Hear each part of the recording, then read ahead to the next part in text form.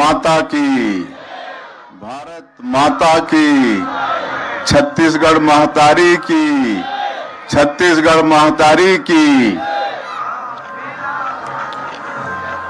आज भारत मंडपम नई दिल्ली में भारत अंतर्राष्ट्रीय व्यापार मेला में आज छत्तीसगढ़ दिवस के इस आयोजन में मंच में विराजमान सीएम सेक्रेटरी श्री राहुल भगत जी, पर्यटन एवं संस्कृति विभाग के सचिव श्री अलबगन जी, इन्वेस्टमेंट कमिश्नर श्रीमती रेणु सेन जी, रेसिडेंस कमिश्नर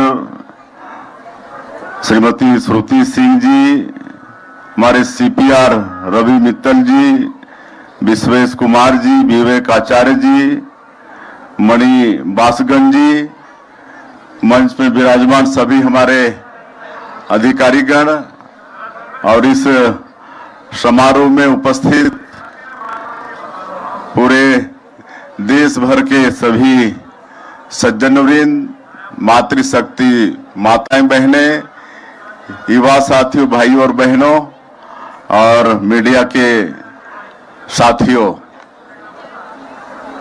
मैं सबसे पहले आज के इस छत्तीसगढ़ दिवस में छत्तीसगढ़ के मुख्यमंत्री के नाते आप सभी लोगों का हृदय से अभिनंदन करता हूं, स्वागत करता हूं। छत्तीसगढ़ की 3 करोड़ जनता की तरफ से आप सभी लोगों का मैं स्वागत करता हूं।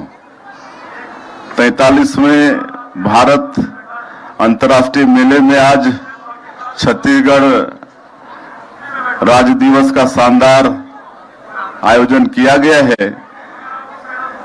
इस आयोजन में आप सब लोग उपस्थित हुए हैं, मैं आप सब लोगों का बहुत बहुत धन्यवाद करता हूं। और इस कार्यक्रम में रंगारंग कार्यक्रम पेश करने के लिए हमारे कलाकार भी आए हैं, उनका भी मैं धन्यवाद करता हूं। और इस पूरे कार्यक्रम को जिन्होंने आयोजन किया है, ऐसे हमारे पर्यटन एवं संस्कृति विभाग को भी मैं बधाई देता हूं, धन्यवाद देता हूं।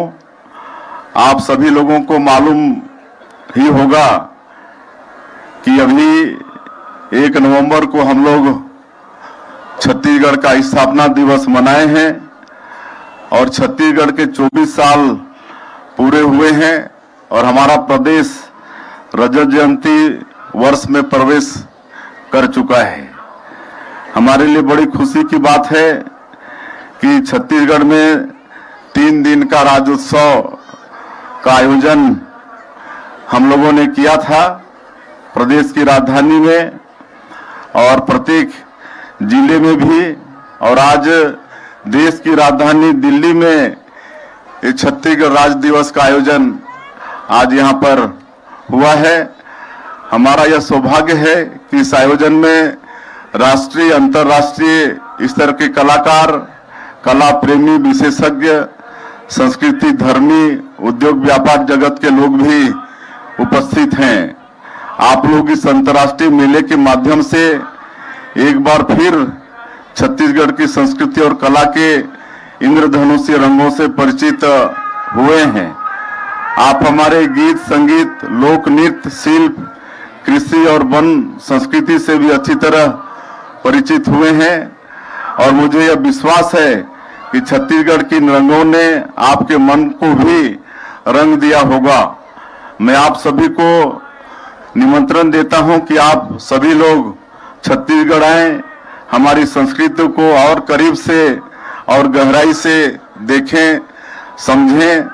आप हमारी संस्कृति से और गहराई से जुड़ें, ऐसा मैं आज की इस अवसर में आप सभी लोगों से आग्रह करता हूं। जब आप छत्तीसगढ़ आएंगे तभी और अधिक आनंद उठा पाएंगे। आप असली छत्तीसगढ़ के दर्शन जब वहां आएंगे तब प्रत्यक्ष रूप से कर पाएंगे।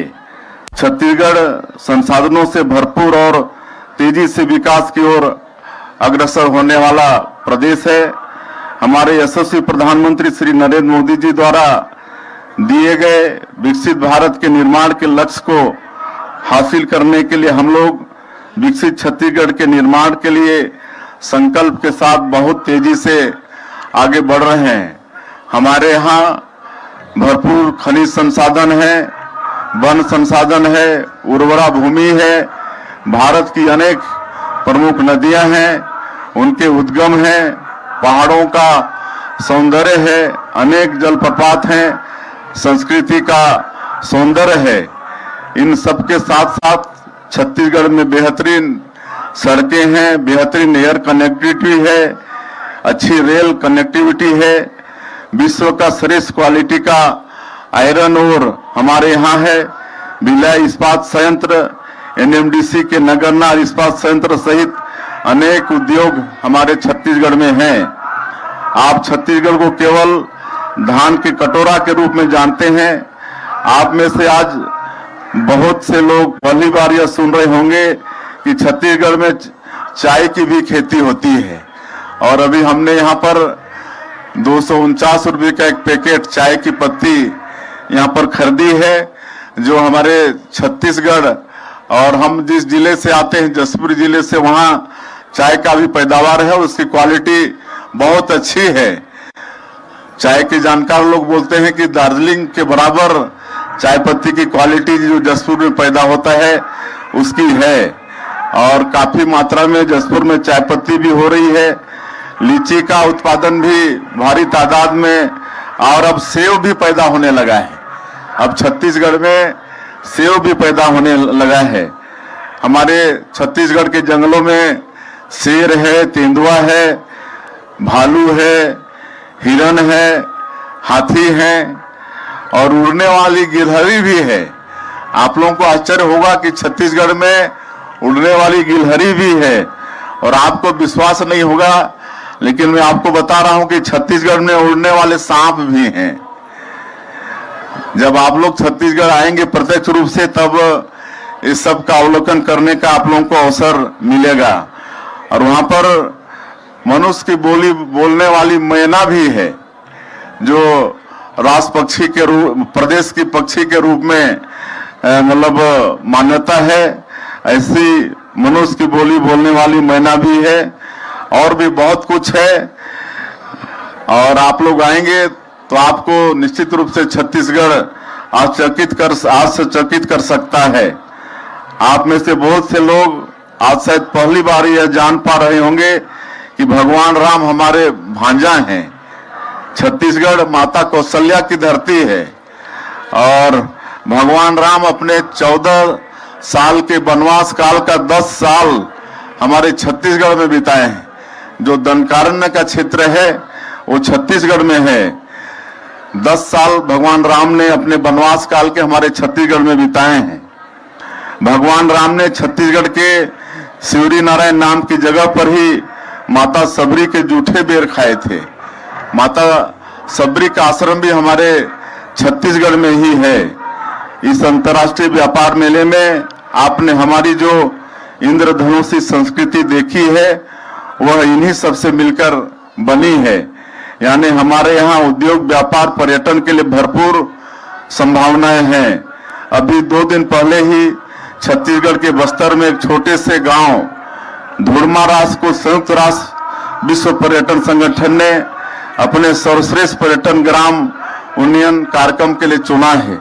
ये छत्तीसगढ़ के लिए बड़ा सौभाग्य का विषय है कि दुनिया के जो 60 देश हैं उसमें से 20 गांव का चयन हुआ है, और उस 20 गांव में से एक गांव हमारा छत्तीसगढ़ का ये धुड़मारास गांव है। ये हमारे छत्तीसगढ़ के लिए बड़ा सौभाग्य का विषय है। इस कार्यक्रम के लिए चयनित होने वाला भारत का यह इकलौता गांव है जो हमारे छत्तीसगढ़ में है, और उस गांव का नाम है धुड़मारास। छत्तीसगढ़ में कुछ दिन पहले ही गुरु घासीदास तमोर पिंगला टाइगर रिजर्व की अधिसूचना जारी हुई है। यह भारत का तीसरे सबसे बड़ा टाइगर रिजर्व होगा। इसे मिलाकर हमारे यहाँ टाइगर रिजर्व की संख्या 4 हो गई है। यानी छत्तीसगढ़ में आपके लिए इतना कुछ है कि आपकी आंखें, आपका मन, आपकी आत्मा तृप्त हो जाएगी। इसलिए मैं पुनः आप सबको छत्तीसगढ़ आने का न्योता देते हैं।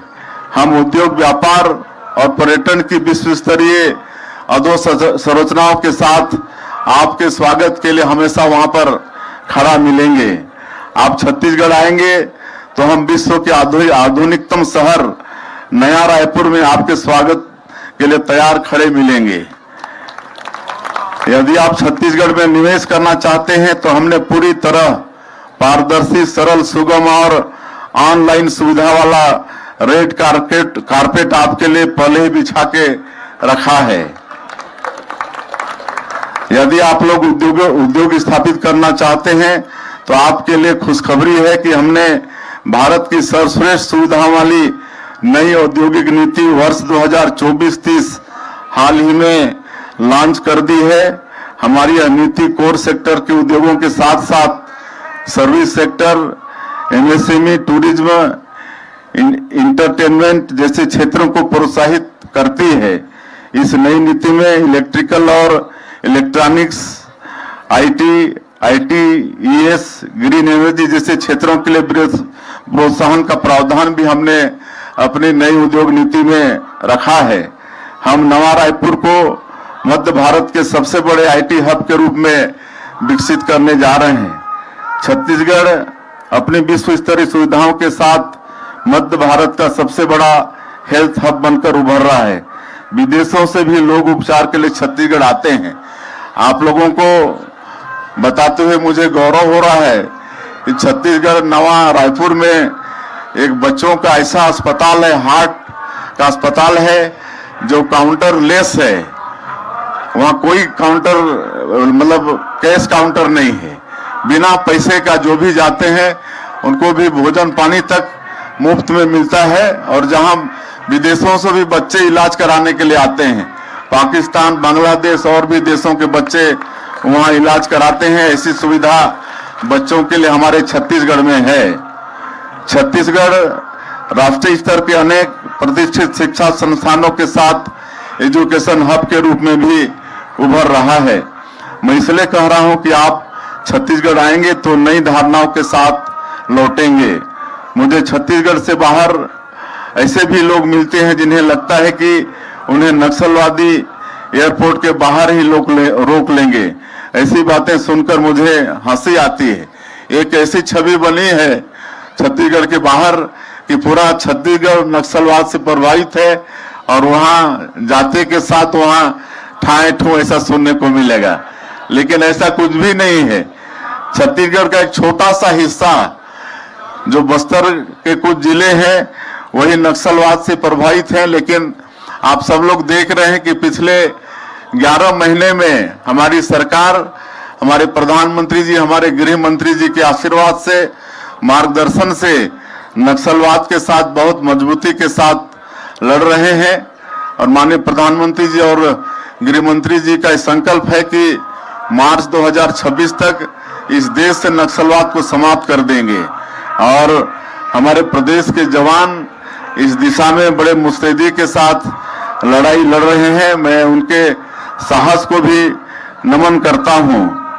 तो आप लोगों को फिर से एक बार मैं छत्तीसगढ़ आने का न्योता देता हूं और इस मेले में छत्तीसगढ़ संस्कृति का और कलाओं का आप सभी लोग भरपूर आनंद उठाएं। स्टॉल में जाएं और कपड़े और बेल मेटल के कई यहाँ पर चीजें आप लोगों को मिलेंगी। आप सब खरीदारी करें और हमारे छत्तीसगढ़ के शिल्पकारों को बढ़ावा दें, हमारे वहाँ के वस्त्र बनाने वालों को बढ़ावा दें, ऐसा मैं आग्रह करूंगा। और आज इस छत्तीसगढ़ दिवस में एक बार फिर से छत्तीसगढ़ के मुख्यमंत्री के नाते आप सब लोग आए, आप लोगों का धन्यवाद करते हुए आप लोगों का हृदय से मैं अभिनंदन और स्वागत करता हूं। बहुत बहुत धन्यवाद।